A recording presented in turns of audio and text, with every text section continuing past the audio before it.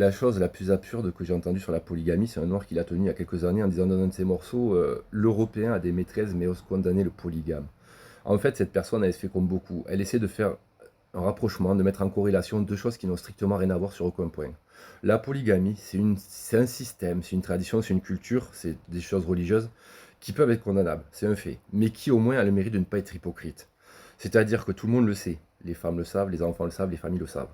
Contrairement à l'infidélité de Européens, qui est quelque chose de très différent. Ça se passe entre adultes consentants, certes, mais qui se voient pour faire certaines choses, qui sont souvent mariés ou en couple, et il ne faut absolument pas que ça se sache. C'est très différent.